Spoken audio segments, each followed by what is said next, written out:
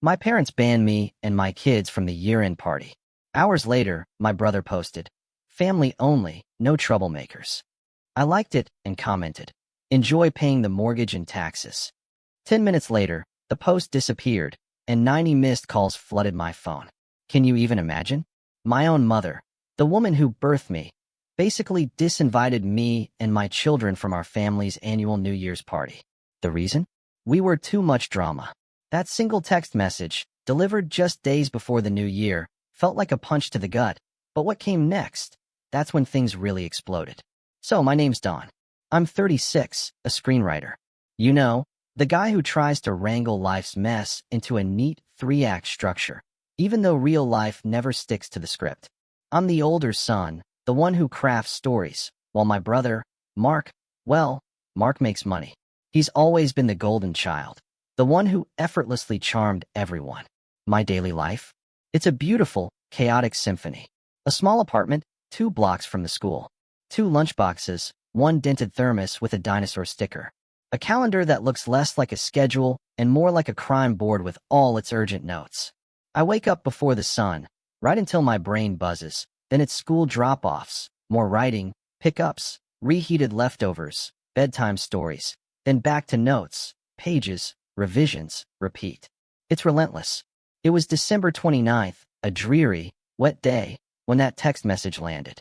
I was buckling my daughter into her booster seat, listening to the familiar click when my phone glowed. It was my mom. The message read, "Don, after discussing with your father, we think it's best if you and the kids skipped the year-end party. It's family only this time, less drama. Family only." I just stared at those words. My 8-year-old's purple sneakers, muddy at the toes, peeked out from under the car seat. My son, 5, was in the back, humming the Jaws theme because, for some reason, he thinks it's a lullaby. My world just tilted. I called Mom. She picked up on the 3rd ring, almost like she'd been bracing for it. "Mom?" I asked, my voice tight. Her reply was instant, sharp. "Don, don't start. It's not about you. It's about your tone, your energy. The kids are too loud. People need rest after a hard year. The kids are loud at a party, Don. Don't take everything so personally." Then, my dad chimed in. Of course, he was on speaker. My family loves speakerphone. "Son," he said, his voice measured. "You know your mother's blood pressure spikes when there's tension. Let's keep the peace. We'll do something with just you and the kids later." Later, in my family, let me tell you, means never. I forced my voice to be flat. "So, it's family only, but not me. Not my children." A pause hung in the air, the kind where you can almost hear a spoon clinking against a mug.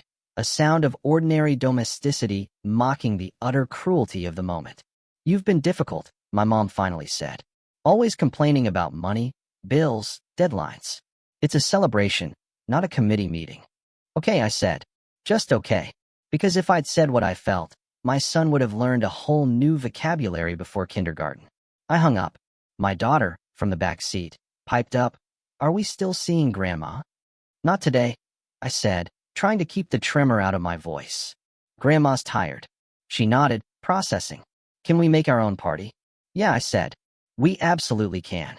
2 hours later, I was scrolling on the couch, the kids happily gluing glitter to paper crowns. And there it was, Mark's post. A photo of my parents' living room, the string lights I put up last year still twinkling. Mark, in a brand new sweater, arm around our cousins. The table was absolutely loaded with food. The caption, "Family. No troublemakers." That hit me, right in the teeth. I didn't comment. Not yet. I just watched the little hearts pop up and the comments roll in. "Gorgeous family. Love this tribe." Then, one of my aunts wrote, "Where's Don?" Mark replied with a winking emoji. "Probably writing drama," he typed. I set my phone face down. Took a deep breath. Inhale. Exhale. Internal note.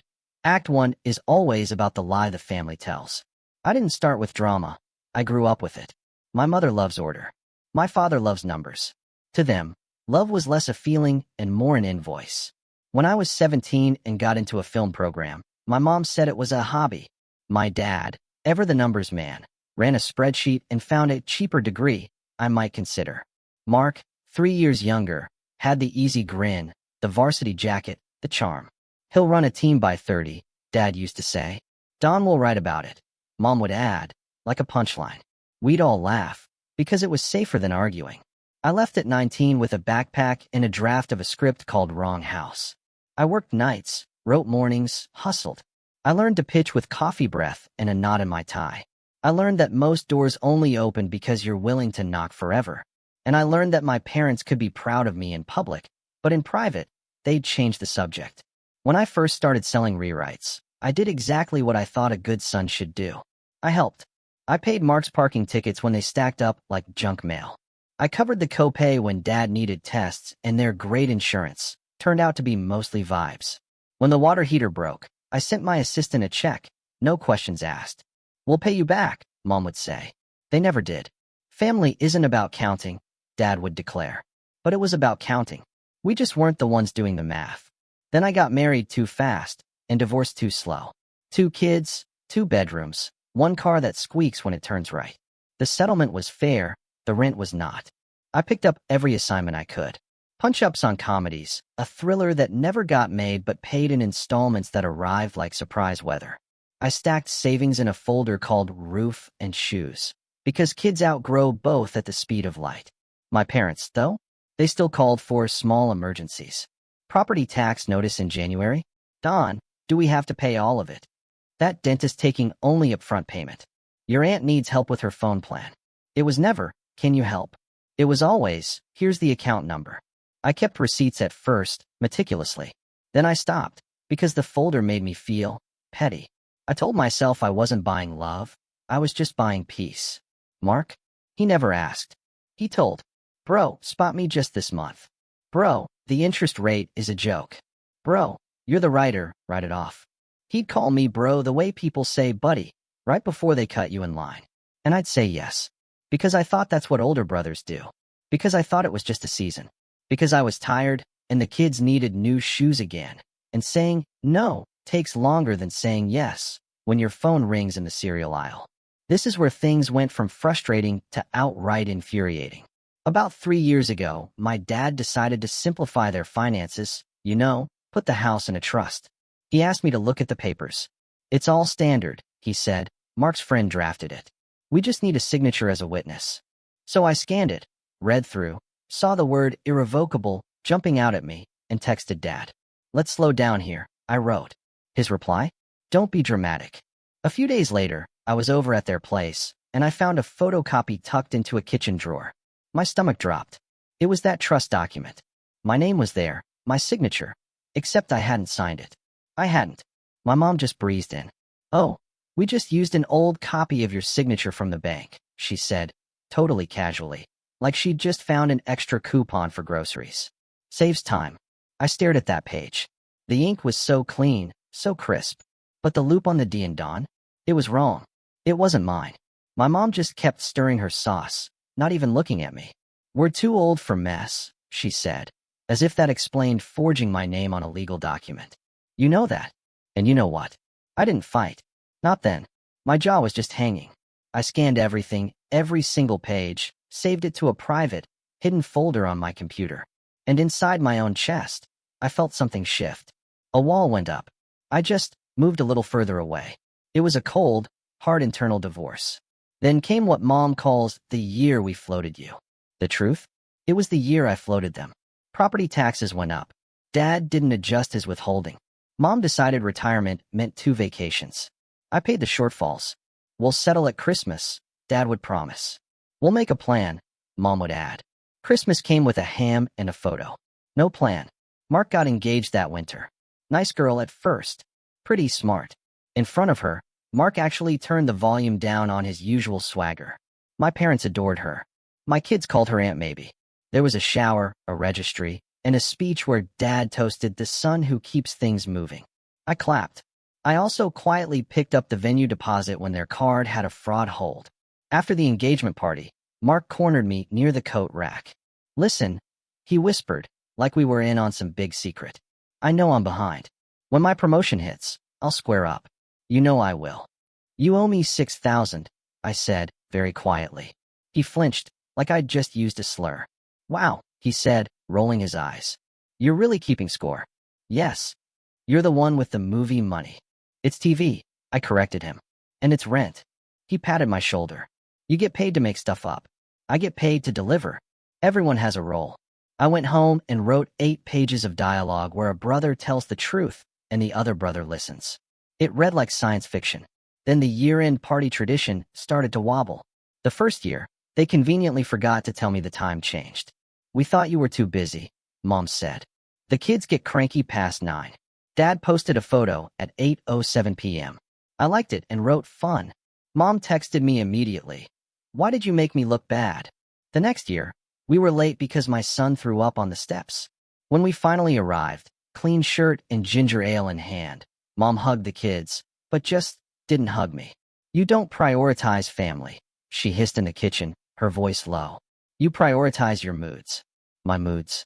The next draft of my life had fewer scenes in their house. But money kept pulling me back. Dad invented phrases like family float and interest of the heart.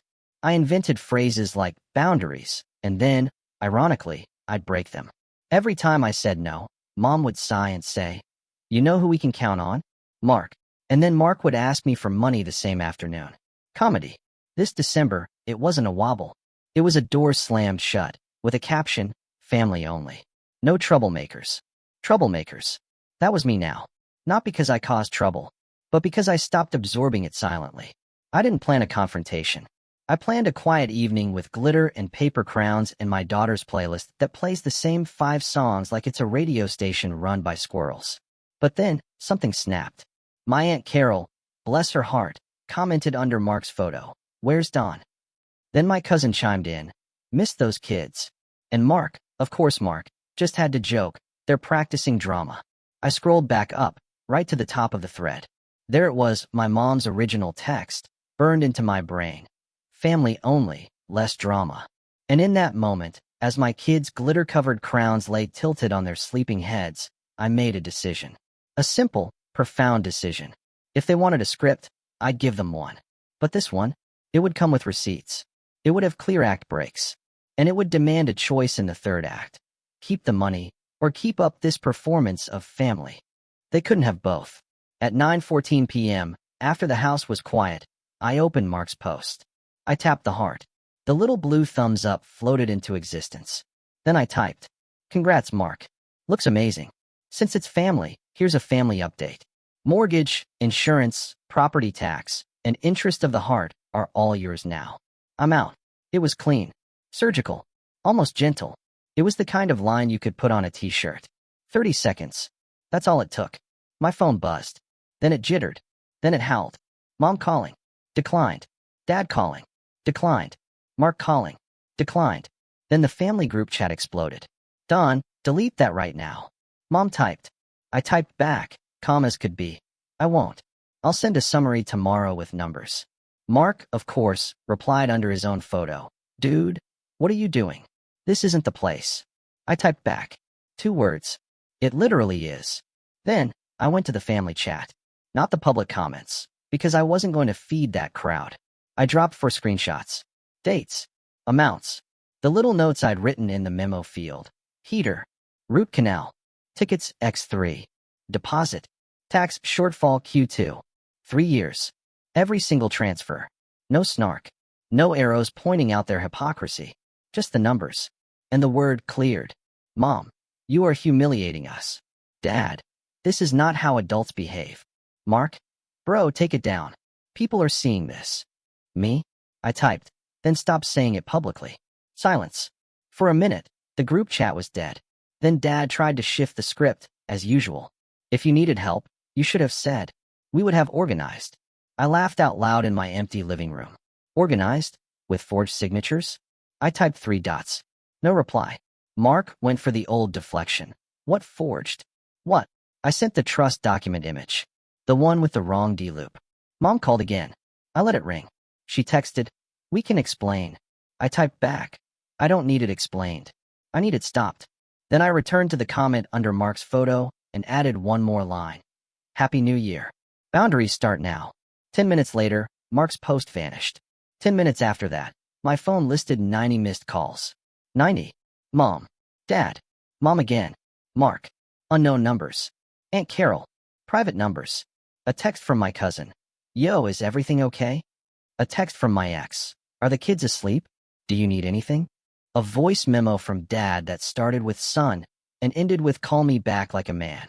I put the phone on Do Not Disturb, sat on the edge of the couch, and just listened to the quiet hum of my apartment. The kids turned in their sleep, their paper crowns crackling softly on their pillows. I thought about the drafts I never turned in. The jokes I cut because they were too mean. The scenes where I gave characters grace because I wanted to believe people can change. And I thought about the word troublemaker. How sometimes trouble is just the truth you finally say out loud. Morning hit with orange light on the blinds and a Lego under my heel. I made pancakes and cut them into shapes because that's how my son decides if food is food. I poured coffee and opened my phone, ready for the smoke. And there it was. An avalanche. The family chat, 146 on red. A separate, parent-son-only chat I'd been added to at 2:11 a.m., titled Urgent. A direct message from Mark. We can fix this. Brunch. I scrolled first. That's my rule. Collect the beats before you pick a scene. Mom, 10:01 p.m. You love hurting me. You always have. Dad, 10:03 p.m. What are you, a bank? This is family. Aunt Carol, 10:07 p.m. Kids shouldn't be punished. Don, think of your mother's heart. Cousin Jana, 10:12 p.m. TBH, I didn't know you covered all that. That's a lot. Mom, 10:19 p.m. Jana, stay out of this. Mark, 10:22 p.m. Numbers are wrong. Me, 10:23 p.m. They're your numbers. Silence. For an hour. At 11:31 p.m., Dad posted a spreadsheet of his own. No joke. Projections. It had a tab called Expectations 2026 and listed, in bold, monthly contributions from Dawn next to utilities, HOA, and Netflix. I replied at 6:17 a.m., right after pancakes. Delete that tab. Delete the assumption. Mom called. I picked up because the kids were laughing right then, and that sound made me brave. She skipped hello. What was last night? Her voice was tight and small. You humiliated your family. You humiliated me first, I said. You banned me and my children from a party and called it family only. You call me a troublemaker. That was Mark's caption, she said quickly, deflecting. And you liked it? I asked. She sighed. You read too much into things. I'm a screenwriter, not a mind reader, I told her. I read what's on the page. I kept my tone clean. Listen, this is simple. I'm not your ATM. I'm not your witness. I'm your son, and I'm a father. That means I have to model how to be treated. We never asked for much, she said, her voice rising. You asked for my name when you needed papers, I countered. You asked for my money when the taxes came. You asked for my silence when Mark needed to look like a hero. I took a breath. I enabled all of you because it was easier. That ends today. You're dramatic, she said. I'm not being dramatic, I corrected her. I'm saying no. She went quiet. Then, softer. We'll pay you back. Good, I said. I'll send a number. You can make payments like any other bill. No more Venmo from my end. No more we'll settle at Christmas. We'll settle on the 15th of every month. I'll send a simple invoice. You'll Zelle. If you're late, there's a fee. That fee will go into a college fund for your grandchildren. She sputtered. You would charge interest on your own parents? You charged interest on my sanity, I replied. I thought she'd hang up. She didn't. She cried. It was that careful crying, the kind where you can still speak between the lines. Your father tried his best. We just wanted you close. You wanted me useful, I said. That's different. You also called me difficult. And you know the forged signature wasn't okay. It wasn't forged, she insisted. It was copied. Like that was a softer crime. Your father didn't want to bother you. It bothered me anyway, I said. She was quiet again. Come by later, she said finally. We'll talk. No, I said. If you want to talk, you and Dad can come to my place at 2 p.m. No surprise relatives. No speakerphone. She exhaled in a way that said she would. Fine. I hung up. My daughter walked in then, with a crown made of new construction paper. Daddy, she said, does Grandma still love me? Yes, I said immediately. Because she needed that right now. Adults get confused. It's not your job. She nodded, satisfied for exactly 12 seconds, then asked for more syrup. At 2:05 p.m., my parents stood in my doorway like they were competing in the Olympics of disapproval. Dad's jaw was set. Mom had a folder. They looked smaller somehow. In my messy living room, with toys under the coffee table and a half-built Lego castle on the rug, it felt strangely normal. "Where are the kids?" Mom asked, craning her neck. "At their mom's," I said on purpose. We sat. Dad put his hands on his knees. "Don," he started. "You've made your point." "Good," I said. "Here's mine." Formally, I slid 2 papers across the coffee table. The first was a simple ledger. Every payment I'd made over the last 3 years, totals at the bottom. The second was something new I'd written last night. Family operating agreement. 2 pages. Clear fonts. Bullet points. Mom read the title and rolled her eyes. "Oh, for heaven's sake." I kept going. 1. I will not be responsible for your mortgage, taxes, utilities, or any ongoing household expense. 2. If you have a true emergency, you will ask before the deadline, not after. 3. If I choose to help, we'll do it with a written plan and repayment schedule. 4. My name will not appear on legal documents without my explicit, in-person consent. And 5. Do not exclude my children from family events to punish me. They're not chess pieces. Mom tried to hand the papers back. "We're not signing anything." "You don't have to sign," I said, looking her in the eye. "You just have to know these are the rules for interacting with me now." Dad scoffed. "You think you can run the family like a writer's room?" "No," I said. "But I can decide if I'm in the room at all." He looked at the ledger. He looked at the totals. He winced at one number in particular. "This is exaggerated," he muttered. "It's not," I said. "I can print the bank statements if the fonts make you nervous." He bristled. "There's no need to be disrespectful. Respect is numbers plus behavior," I said. "The numbers say I've been covering. The behavior says you pretend I haven't." Mom shifted tactics. "We're proud of you," she said, a little too brightly. "We brag about you all the time." "Then stop mocking me when I'm not in the room," I said. "And stop calling me a troublemaker." She looked away. "That was Mark," she said, as if on cue. My phone buzzed. Mark texted, "You're insane." Then another, "Come meet me now." I put my phone face down. "Tell Mark to read the group chat," I said. "I'm not meeting him in a parking lot to be told I'm sensitive." Dad's shoulders slumped. In that moment, I saw the outline of a tired man who'd been playing with broken rules for so long he forgot rules even existed. He ran a hand over his face. "We didn't plan well," he said finally. "We assumed you'd be around." "I'm still around," I said. "I'm just not on autopay." We sat in that stale air a minute longer. Then Mom did something I didn't expect. She opened her own folder and pulled out a greeting card. It was one I'd made in 3rd grade. Glitter glue on it, my terrible drawing of our house. Inside, in pencil, a shaky line. "I will always help you because you are my mom and dad." She placed it on the table like evidence. "You promised," she said, her voice cracking. I looked at my own handwriting. I felt a wave of tenderness and annoyance fight it out in my chest. "I was 8, I said. "I also promised to become a pirate." Mom's mouth twisted. Then she laughed. A small, true laugh. It surprised both of us. "Okay," she said. "How do we do this then?" "Like adults," I said. "You tell me what you need in advance. I tell you what I can do. We write it down.